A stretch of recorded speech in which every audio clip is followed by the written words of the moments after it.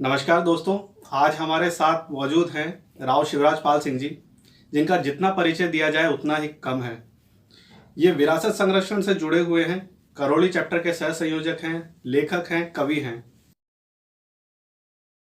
आपको विरासत से बहुत प्यार है।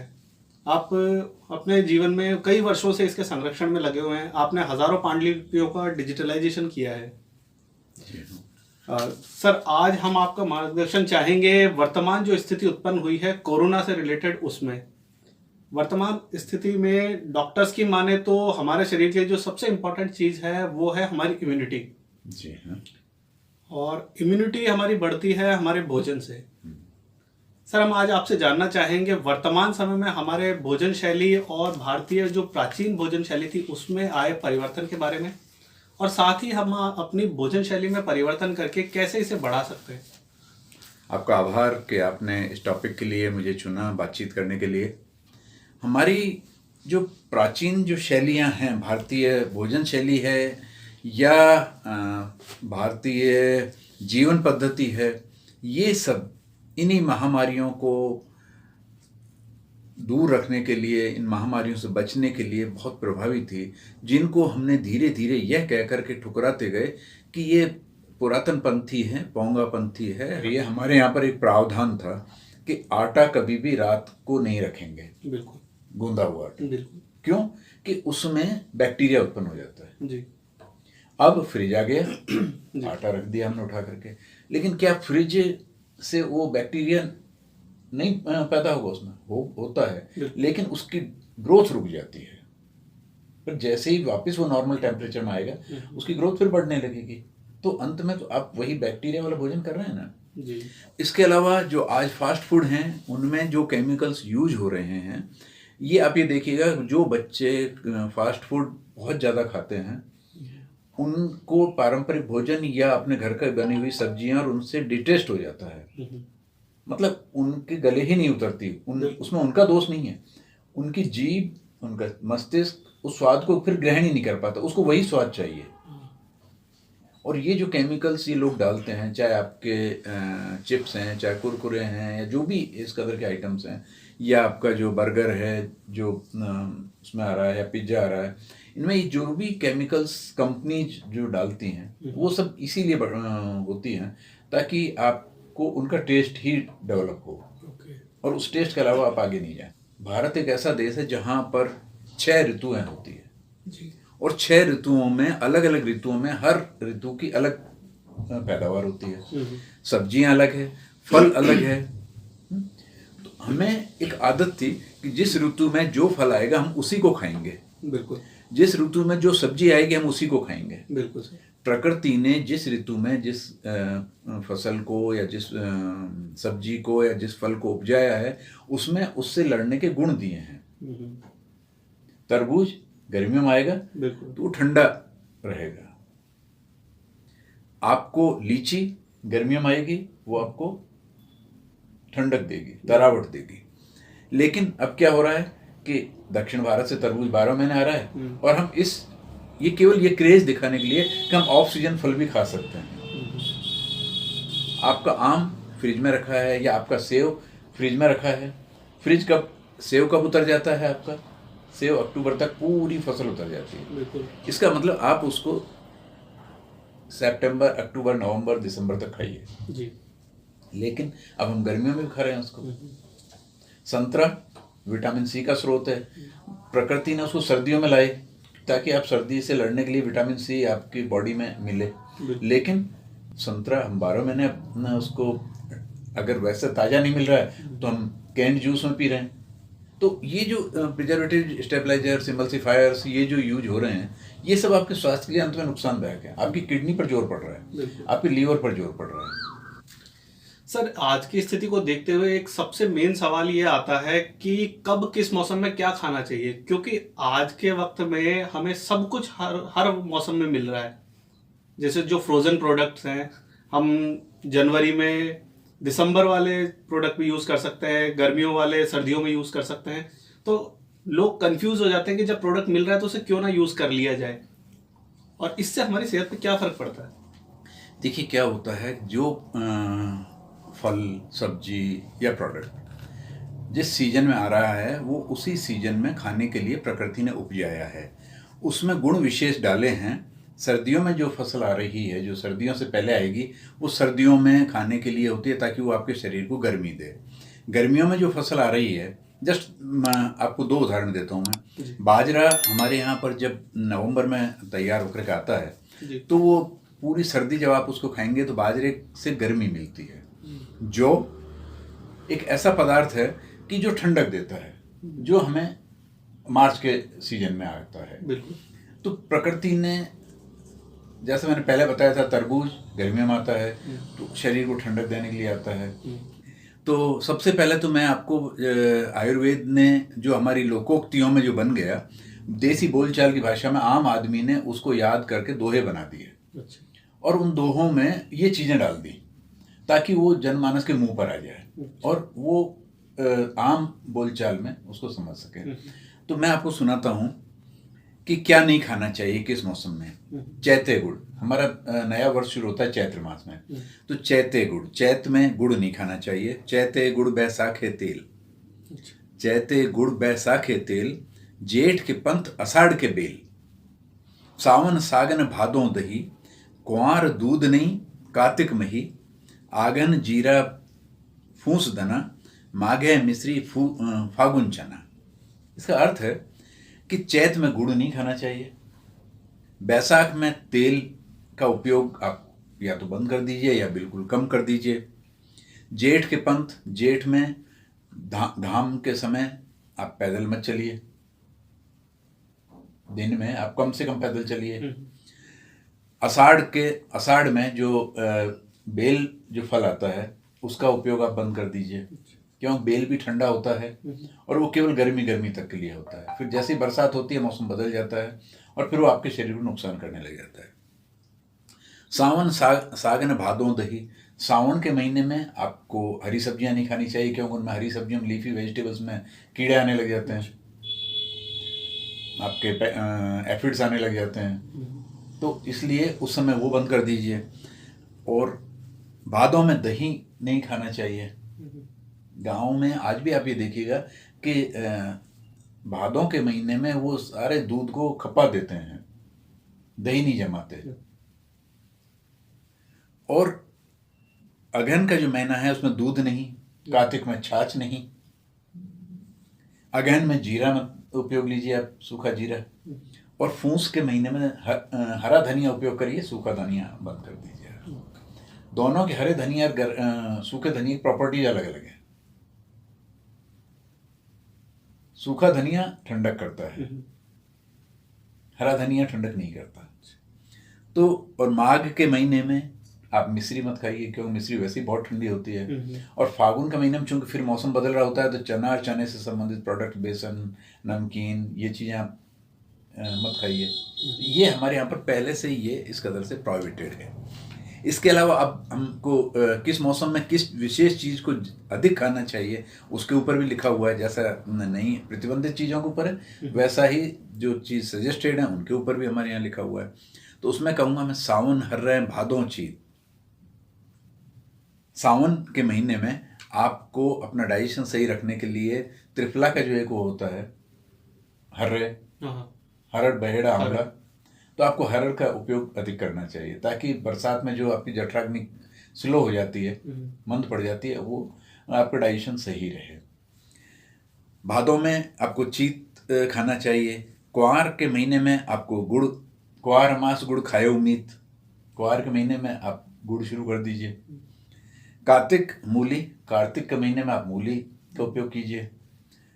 अगहन में, मार्गशीर्ष के महीने में अब आप तेल शुरू अच्छा कर दीजिए, क्योंकि सर्दी आ जाती है, आपके शरीर को चर्बी चाहिए। बिल्कुल।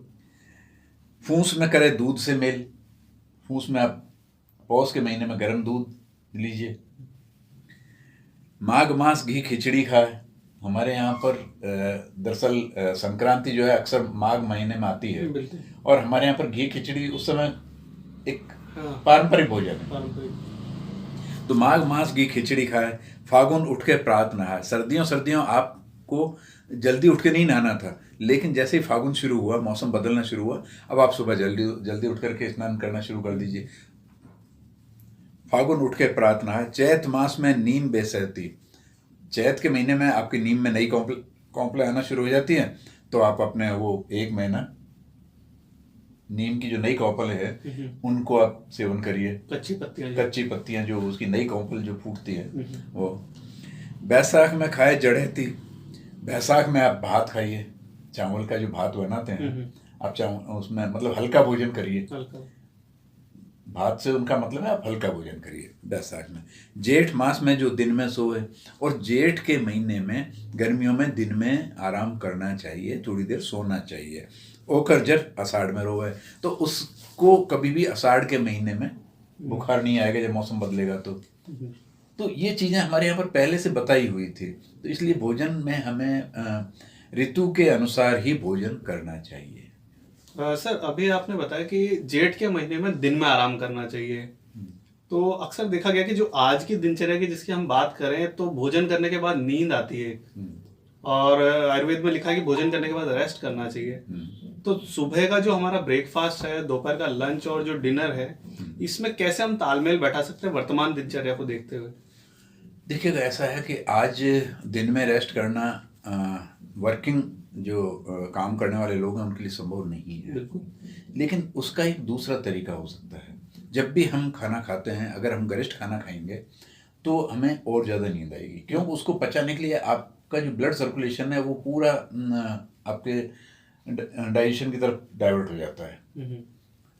तो उसका एक तरीका है कि सुबह का नाश्ता हम बहुत अच्छा हेवी करें।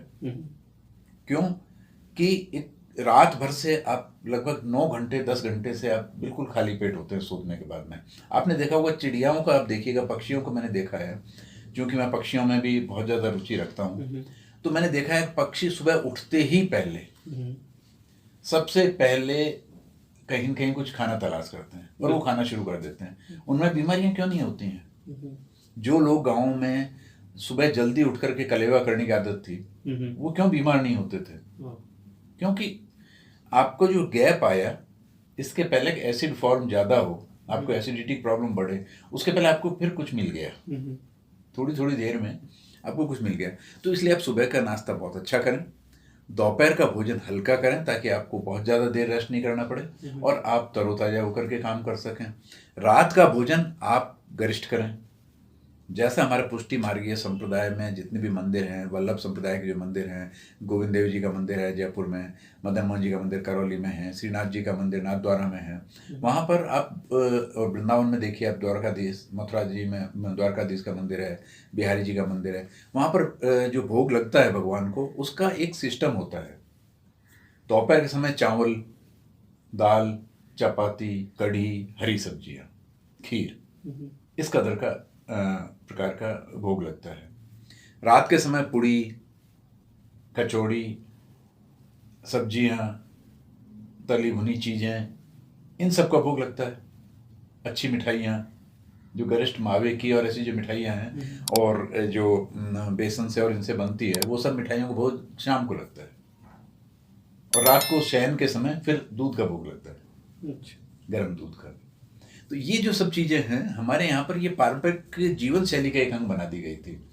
इनको धर्म का रूप दे दिया गया, लेकिन एक्चुअली ये जो वास्तविक रूप में है ये हमारे स्वास्थ्य के लिए ही थी। और अगर हम किसी को ये कहते हैं कि स्वास्थ्य के लिए है तो कोई नहीं करता, लेकिन धर्म का रूप दे दिया तो हमने उसको पालन करना शुरू, जैसा भगवान को भोग लगा उसी तरीका, बिना ऑब्जेक्शन के, बिना असहमति पैदा किए हमने उस चीज़ों को अडॉप्ट किया। इसमें सर भोजन में मीठे का भी बहुत इम्पोर्टेंट बताया जाता है कि मीठा भी आप भोजन के साथ लीजिए। तो मीठे को आप किस तरीके से हमारे लोग दर्शकों को बताना चाहेंगे, मीठा कितना इम्पोर्टेंट है, किस तरीके से उसे लिया जाए?